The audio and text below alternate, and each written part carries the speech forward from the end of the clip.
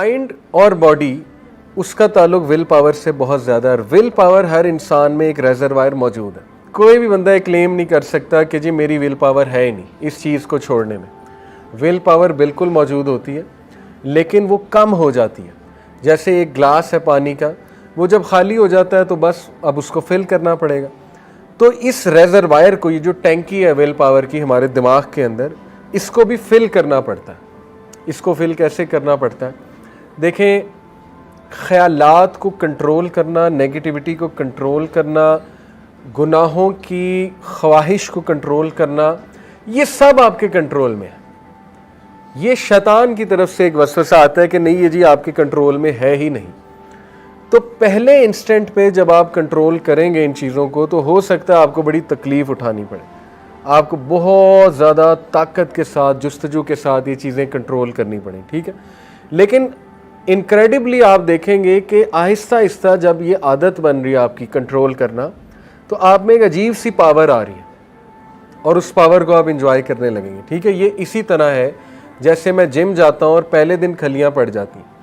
اب میں ڈر کے گھر بیٹھ جاؤں کہ جی میں نے تو جم کرنا ہی نہیں کیونکہ یہ تو کھلیاں پڑ گئی انہیں. لیکن جو ریگولر جائے گا, اٹھاتا جائے گا ڈمبلز, اس کی اسٹرینتھ بلڈ ہوگی, مسل بلڈ ہوگا, 2 kg کی جگہ 4 اٹھائے گا, پھر 10 اٹھائے گا, پھر آگے سو آن اینڈ سو فورتھ.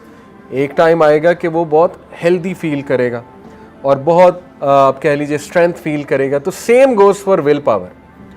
اپنی ول پاور کو بلڈ کریں. گناہ سول کو ویک کرتے ہیں, ول پاور کو توڑتے ہیں, سیلف اسٹیم کو کم کرتے ہیں, کانفیڈنس کو کم کرتے ہیں, ٹھیک ہے. اب اس کو کاؤنٹر کیسے کرنا ہے؟ آبویسلی کچھ ایسا لائف سٹائل اڈاپٹ کر کے, کچھ ایسی روٹین اڈاپٹ کر کے کہ اس میں آپ کی ول پاور بھی بلڈ ہو رہی ہے اور اسپرچول ریزروائر بھی بلڈ ہو رہا ہے. روحانیت جو ہے اس کا تعلق روح کے ساتھ ہے. ربی فصلی, فلاح پا گیا وہ انسان. اللہ نے فلاح ڈسکرائب کر دیا جس نے تزکیہ کیا. نمبر 1 جس نے تزکیہ کیا, نمبر 2 جس نے ذکر کیا اور نماز قائم کی. یہ 3 چیزیں, ٹھیک ہے. تو تزکیہ کا تعلق ول پاور سے بھی ہے, میں نے آپ کو پہلے ہی بتا دیا. اپنے آپ سے سوال کریں, اپنے آپ کو خود موٹیویٹ کریں, ڈسپلن میں آئیں.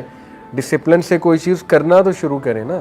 ایک صحابی نبی اکرم صلی اللہ علیہ وسلم کے پاس آئے, یا رسول اللہ صبر کیسے آئے گا؟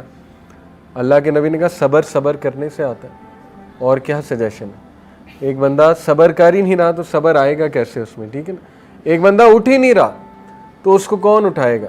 ایسی گیدرنگز میں بیٹھنا جہاں روحانیت آپ حاصل کریں. جیسے صحابہ اکثر آپس میں ایک دوسرے کو کہتے تھے نا کہ ہمیں ذرا اپنی محفل میں بیٹھنے کی اجازت دیں, شاید کہ ہمارا کوئی ایمان بڑھ جائے. تو ایسی جگہوں پہ آنا, اور یہ جگہیں بہت ہیں پاکستان میں, آپ کی مسجد وہ جگہ ہو سکتی ہے. تو اس پہ بھی یہ نہ کہیں کہ مجھ میں موٹیویشن نہیں وہاں جانے کی. یہی تو شیطانی وسوسہ ہے. آفس میں جانے کی موٹیویشن کہاں سے آ جاتی ہے؟ یونیورسٹی جانے کی موٹیویشن کہاں سے آ جاتی ہے؟ آ جاتی ہے کیونکہ کرنا ہے. برین کو ریڈی کیا ہوا ہے ہم نے کہ جی کرنا ہے یہ کام. تو برین کو نماز کے لیے ریڈی نہیں کیا جا سکتا, مسجد جانے کے لیے ریڈی نہیں کیا جا سکتا. بالکل کیا جا سکتا ہے.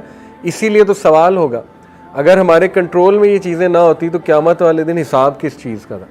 اسی کا تو حساب تھا کہ تمہیں میں نے ول پاور بھی دی ہوئی تھی, تمہیں میں نے کنٹرول بھی دیا ہوا تھا, تو تم نے کتنا ٹائم دین پڑھنے میں لگایا, کتنی تم نے ایفرٹ کی ہے اپنی روٹین ٹھیک کرنے میں, کتنی تم نے ایفرٹ کی ہے اپنے آپ کو اس چیز میں قائم رکھنے کے لیے, ڈسپلن رکھنے کے لیے, سو آن اینڈ سو فورتھ.